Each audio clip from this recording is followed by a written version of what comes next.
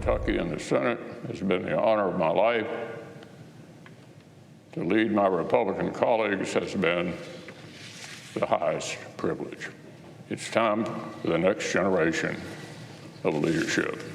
Fox News alert, Mitch McConnell announcing he will be stepping down as the longest-serving Senate leader in history come November. And this morning, the big question will be who will replace him. GOP Senator Marco Rubio says, don't put my name in. But but there are people that want this job. Senator, great to see you. Your reaction?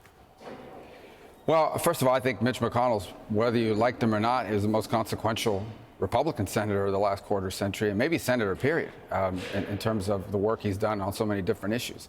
I think it'll be hard to have another Mitch McConnell in that regard, just in terms of impact, because of the way the world has changed. Now, I do think this, and we have plenty of time to figure this out. We'll see who's interested, and, we got good people and so forth. And we've got members that are going to get elected in November that hopefully will put us in the majority. But those members deserve to have a voice in what happens here as well, not just the coronation in November. But I would say this, and this is what it's important. I think this is important for Republicans. And we have to understand that every race we win from now on and all the support we get from now on is coming from voters who are looking for leaders that will do some pretty simple things. Secure our border, get control, stop this mass migration, deal with the runaway government spending, get that under control, start making more things in America, stop sending jobs overseas. And when it comes to things that we deal with on a regular basis, prioritize and say, okay, before anything else, I'm going to make sure something is good for American and good for Americans. Imagine that, putting American and Americans as your number one priority above anything else. And that doesn't mean we disengage from the world. It just means that everything we do in the world has to be viewed through that lens. These are pretty common sense things. These are not extremist things. These are common sense. The extremists are the people who are against that. So that's what's feeding our party. That's what's feeding our growth. That's what, if we are fortunate enough to take the majority, it'll be because of people who are elected campaigning on those things. And I think our next leader, our leaders, period, have to reflect that, have to respect that, have to be people who not just believe that, but will not view it as hostility or radicalism. And so I do think that'll be an important criteria. And every decision we make now, between now and November, whether it's here in the Senate, what they do in the House, or even how we vote for people for these offices back home. Right. So Donald Trump, 2 court cases yesterday. Number one, the immunity will be taken up by the Supreme Court. And number 2, Illinois and some lark is going to try to keep him off the ballot. I don't expect that to work. But when it comes to immunity, were you surprised that Governor Haley came out and said Trump should not be entirely immune from criminal penalties?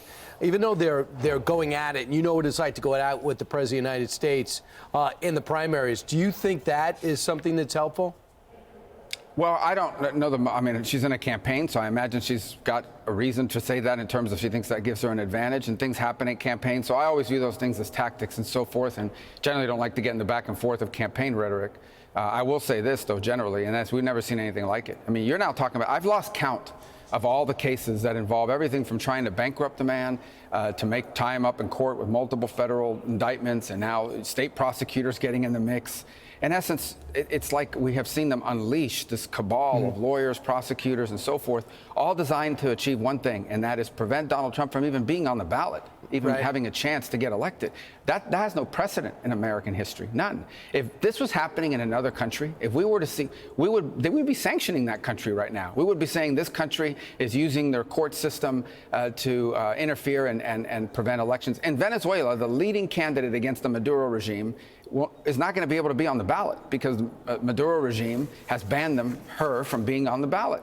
And everyone here recognizes that as outrageous. But Senator, we're seeing that effort here in America. Senator, you realize the only reason we had a reapproachment with Venezuela, they want their dirty oil, and we said you better have honest and fair elections. They already not having honest and fair elections. We should put the sanctions back on them, but we're not doing that. You know why? Because part of that deal, which didn't get picked up by a lot of people, was one of the things Venezuela did is, and by the way, we'll accept your deportation flights. We'll take some of your deportees.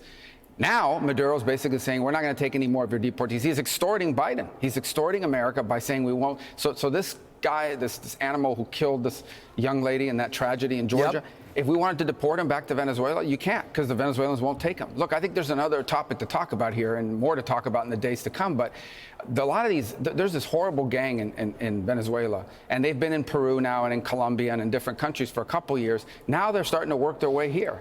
And the overwhelming majority of the Venezuelans who have left, and it's over 7-8 million now, are not criminals. But there are thousands of them that have come that are, Right. and they are now running roughshod in big cities like Chicago and in New York. But you see it, no place is immune. Even Georgia's now feeling it. We're going to have a huge crime wave because some of these people are Right. dangerous criminals from all over the world, by the way. And it's not because they're migrants, it's because they're criminals. You let in 6.2, 6.3 million people. Yep. Some percentage of them are going to be criminals, and they're not suddenly going to become stockbrokers. They're going to come here and commit crime, and that's all on Joe Biden. He created this. I know, and we're seeing it in real time. You're not talking in theory and it could happen. It is happening, It is what you're happening, saying. yeah. Thanks It's so going to much. get worse. All right, Senator, thanks so much. Stay on top of it. I know you will.